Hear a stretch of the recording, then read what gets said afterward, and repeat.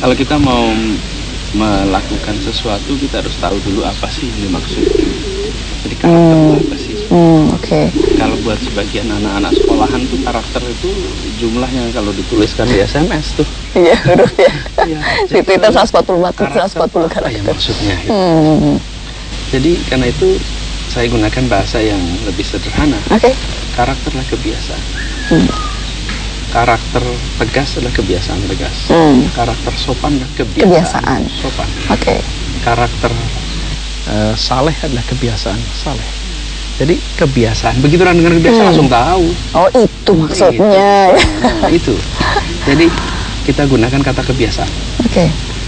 Tentu akhlak karakter itu bukan hanya kebiasaan, tapi untuk memudahkan dalam berkomunikasi kita gunakan istilah kebiasaan. Jadi yang dilakukan harusnya penumbuhan karakter itu adalah proses pembiasaan. Pembiasaan yang baik-baik tentunya ya. Kalau dibiasakan bersih, maka dia akan terbiasa bersih. Kalau orang terbiasa bersih, maka dia memiliki karakter bersih. Maka dia memiliki budaya bersih. Jadi budaya bersih, tertib, teratur, saling menghormati. Itu kan yang kita sebut karakter semua tuh.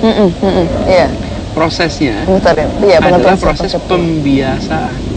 Diajarkan, dibiasakan, dikonsistenkan, sehingga jadi kebiasaan, lalu jadi budaya. Itu kira-kira rutenya.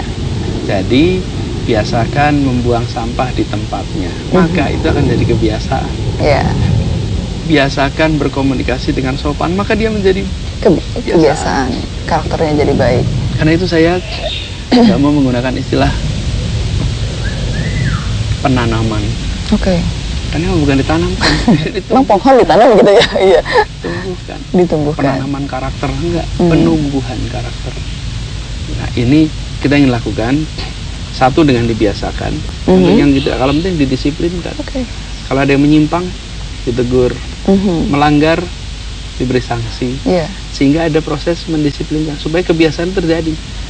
Jadi kebiasaan berhenti di belakang garis. Ya, nah kalau ada yang melanggar ya ditegur, dikasih sanksi kalau kasih perlu. sanksi supaya jadi kebiasaan. Nanti lama-lama jadi budaya. Nah, kita ingin proses pendidikan itu bukan hanya sekolah, tapi juga masyarakat. Nah yang penting juga itu adalah penumbuhannya itu dilakukan bukan hanya di sekolah, tapi juga di lingkungan, tapi juga di keluarga. Nah seperti apa? Mungkin juga kalau dilihat kan memang dari keluarga kemudian ke masyarakat gitu. Orang mengatakan base-nya fondasinya adalah di masyarakat, di keluarga gitu ya. Mungkin apa yang diterapkan juga oleh Pak Anies kepada anak-anak begitu? Iya. Jadi saya usulkan pada tiap keluarga itu memberikan daftar aja 15 jenis kebiasaan yang ingin dimiliki oleh keluarga ini. Ya udah, sekarang jalanin, selesai. Sesimpel itu ya? Iya, masalahnya kita itu selalu bilang kita ingin membuat karakter, tapi apa karakternya? Kita ingin kebiasaannya apa? Kebiasaan bangun subuh, kebiasaan makan di meja makan, kebiasaan makan dibersihkan, kebiasaan bersihin piring, kebiasaan itu kan semua kebiasaan. Tulis aja itu 15 jenis kebiasaan, jalankan. Jadi nggak rumit. Lalu tulis aja, sudah belum ini jalanin sesuai kebiasaan. Sehingga menumbuhkan sebuah karakter keluarga itu bukan sebuah pekerjaan yang waduh berat banget gitu, kayaknya kompleks. Kebiasaan berpakaian rapi, ya udah, udah siapin cermin, siapkan. Jadi itulah sebabnya saya sering menggarisbawahi karakter itu bukan diajarkan saja, tapi yang lebih penting dibiasakan dan diberikan teladan. Nah, contohnya, ya kita nggak bisa bilang yang sopan ya, tapi sambil kitanya bentak, nggak bisa. Kita mengatakan menghormati orang ya, sambil kita menyepelekan, nggak bisa. Teladan itu harus dijalankan ya. Ya, bangunnya pagi ya, tapi yang bilang bangunnya siang, nggak bisa. Jadi dibiasakan dan diberikan teladan. Itu di keluarga. Kalau di keluarga sudah terbangun, maka dengan sendirinya terbiasa membuang sampah di tempatnya, terbiasa rapi, terbiasa bersih. Maka dia naik bis pun kalau dia ada sobekan atau apa, dia akan kantongin, nggak akan buang sembarangan. Karena udah jadi kebiasaan. Sudah menjadi kebiasaan. Orang kalau udah kebiasaan, nggak enak kalau nggak mengerjakan. Nggak enak. Kalau Anda terbiasa tepat waktu, begitu Anda tepat waktu terus pada nggak tepat waktu, pasti nggak enak. Tapi bagi orang yang nggak terbiasa tepat waktu, santai aja, biasa aja, nggak salah dia. Itulah kebiasaan. Jadi yang saya katakan tadi, karakter dan lain-lain itu tulisin aja. Tulisin aja, tinggal dijalanin yang penting ya. Jalanin sebagai kebiasaan. Habis itu nanti kita setelah dijalani 5 tahun, 10 tahun, jadilah keluarga berkarakter.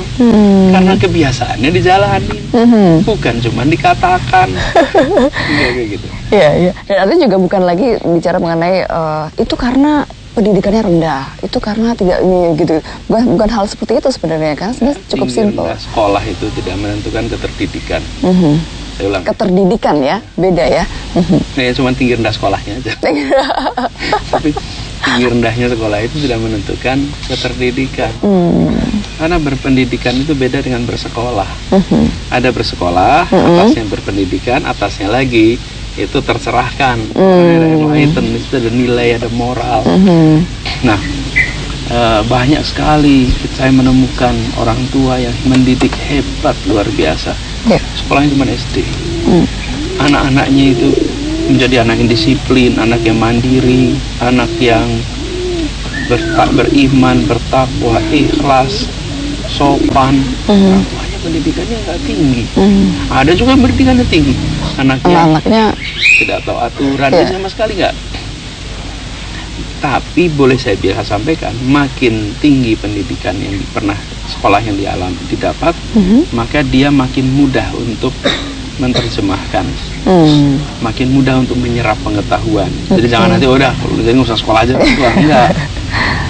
Dia makin bisa mengikuti perubahan zaman, dia makin bisa menyerap informasi, dia makin berpotensi menjadi orang tua yang yang terpelajar.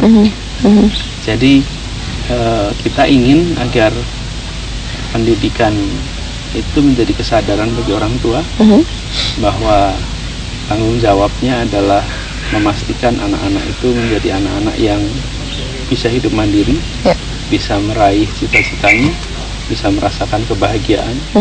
Kalau orang tua sadar itu, insya Allah dia akan lakukan. Kita berharap keluarga Jakarta adalah keluarga yang bisa hidup dengan mandiri, memiliki kepastian perjalanan hidupnya dari mulai pekerjaannya, rumahnya, kesehatannya, pendidikannya.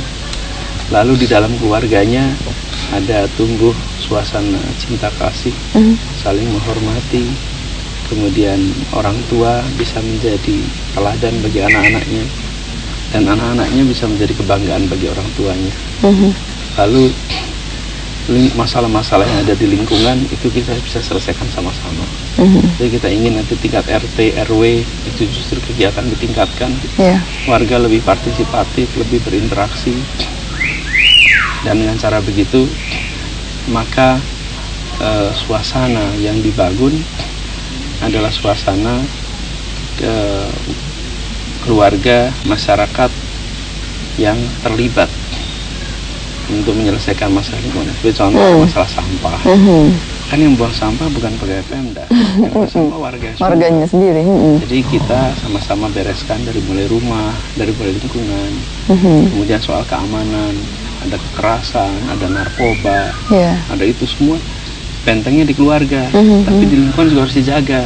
Dan itulah sebabnya kenapa RT RW jadi penting untuk dihidupkan. Begitu ada tanda-tanda yang tidak pas, langsung cepat ada respon. Kalau sudah melewati batas yang bisa diselesaikan di masyarakat, nanti aparat keamanan bisa terlibat. Jadi saya berharap keluarga di Jakarta menjadi keluarga yang bisa mandiri, bisa bahagia, dan terlibat di dalam kegiatan lingkungan. Baik.